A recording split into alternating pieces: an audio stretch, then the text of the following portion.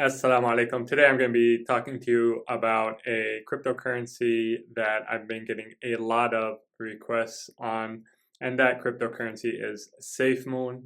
This is a new cryptocurrency. It only launched a few months ago, and already it's at a market cap of close to $3 billion. So in this video, we're going to try and answer the question, is Safemoon a scam? Is it halal to invest in? What's the deal with Safemoon?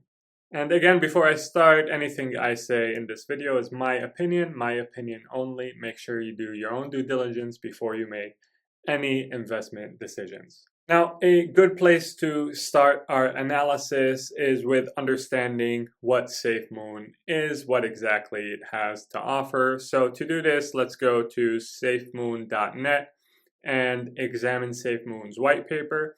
I have to say that this white paper was poorly written in that they could have expressed the things that they wanted to say in a much easier way. Now, this is typically a red flag for me whenever I see something that is over technical. My spidey senses start tingling and I start to think that maybe someone is trying to obscure something from me.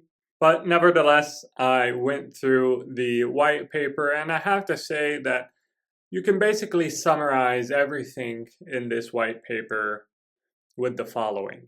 Safemoon is designed to do one thing and one thing only, and that is appreciate in price. It has no practical utility whatsoever. The only claim that I see them focused on is the fact that this is a token that is designed to appreciate in price. And how do they do this? What is the secret sauce of Safemoon? Well, whenever a sale or a purchase of Safemoon happens, there's a 10% tax that is charged on the parties in the transaction. 5% of this tax is distributed amongst current holders of Safemoon, each according to how much Safemoon tokens they hold. And the other 5% is used to add to liquidity on exchanges. So basically, Safemoon holders are rewarded for holding their tokens. The longer they hold these tokens, the more they reap in rewards. And who pays for these rewards? Well, they come from people who are buying Safemoon tokens or selling their holdings. And Safemoon does have a pretty handy graphic that explains how their system works. So basically you have the oldest holders at the top and they collect tax from the early adopters who then collect tax from the holders that came after them, who also pay tax to the original holders as well. So basically, the longer you're holding your Safemoon tokens, the more people you're collecting tax from. So it kind of gives you this, forget what it's called, pyramid shape. Wait a second. I'm sorry, this isn't from the safemoon.net website. This is actually from an article called Aftermath of a Ponzi Scheme Collapse. I don't know how I made that mistake. So you may be wondering, hey, Rakan, do you think this is a Ponzi scheme? Well, not quite. What the Safemoon developers have managed to do is that they've created something different. I don't think we've seen this in the financial world before. So typically with a Ponzi scheme, the investors don't know that their returns are coming from other investors. They think their returns are coming from legitimate investments. That's typically how Ponzi schemes work. And there's only the head of the scheme that knows that actually there are no legitimate investments here. They're actually just funneling money from new investors to older investors. But in the case of Safemoon, what they've managed to create, in my opinion, is a decentralized Ponzi scheme in the spirit of decentralized finance that we've been hearing a lot about. They've created a decentralized Ponzi scheme. This is my opinion. Again, can't say that enough. This is my analysis. And oh, by the way, I've noticed that basically every video that talks bad about Safemoon gets blasted with dislikes. So if you're an OG of the channel and you're one of my ride or die members, then make sure to leave a like just to balance out the dislikes that I expect I'll get.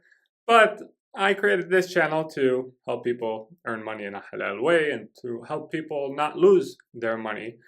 And, a few dislikes is not going to stop me from attempting to do exactly that. Now, a legitimate question that I've seen, or an argument that I've seen proponents of Safemoon make, is that how is this different from any other cryptocurrency, right? The way that a Bitcoin is going to increase in price is if other buyers come in and try to buy Bitcoin. So this is the same exact concept, right? Well, no, there's two fundamental differences. First, if I have, let's say, one Bitcoin in my account, whether the price of Bitcoin is $500 or $1 million, I'll always only have that one Bitcoin, assuming I don't actually purchase any more Bitcoin. However, in the case of Safemoon, there are additional tokens being added to your account, and these tokens are being paid for by other Safemoon investors. Second, the argument for any legitimate cryptocurrency is that there is some utility to this cryptocurrency. And with Safemoon, as I mentioned, the developers and the white paper for this cryptocurrency doesn't even attempt to make an argument that there is any utility for this token. Now, contrast this to the utility of Bitcoin, for example. I can preserve my wealth by transferring it from a fiat currency wherein there are no restrictions on the supply that the issuer decides to introduce, and therefore there are no restrictions on how much the issuer can devalue this currency.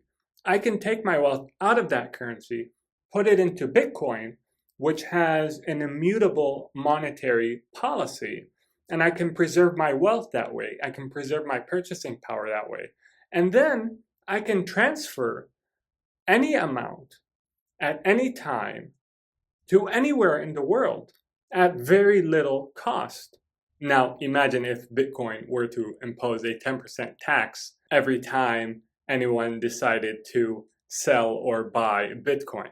I think this would probably cause the price of Bitcoin to fall dramatically. And the reason for this is because a big contributing factor to the price of Bitcoin is the perceived utility of that cryptocurrency. And imposing a 10% tax on transactions would diminish that utility substantially.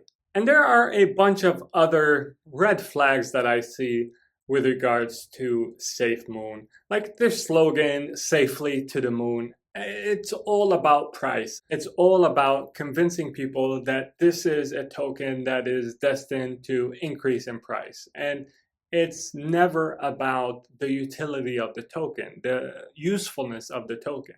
Another thing that strikes me as shady about Safemoon is the supply that they decided to go with. So they initially released with 1 quadrillion tokens. Now, why on earth would they choose that large of a number? Well, in my mind, there's only one reason, and that is to entice people to buy Safemoon at very, very cheap prices, close to zero, so that people think that they own a lot of it, and they make a calculation that, if Safemoon only gets to 1 cent, or if Safemoon only gets to $1, then, I'll be rich. If I own 1 million Safemoon tokens and Safemoon gets to $1 per token, then I'm going to be a millionaire, right?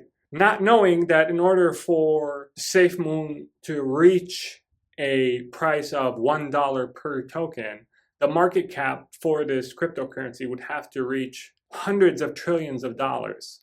So this entire thing strikes me as shady and something that I absolutely would not feel comfortable investing in from a halal or haram standpoint. At the end of the day, you have to ask yourself, if I profit from this, how am I going to explain myself in front of Allah subhanahu wa ta'ala on the day of judgment? And I have no argument to justify any profit that can be made from this token. I mean, if Al-Jahiliyyah had an official cryptocurrency, I would nominate Safemoon to be the official cryptocurrency of Al-Jahiliyyah. Anyways, that's my 2 cents about it. I'm not on the fence about it. I'm actually quite opinionated about this cryptocurrency. It's my analysis. Take it for what it is. Make sure you do your own due diligence before you make any investment decisions. If you haven't left a like, make sure you do so. Subscribe for more content like this. Make sure you're taking care of yourself. Make dua for yourself. And if you would include me in your dua, that would be great too. Until next time, assalamu alaikum and peace be upon you all.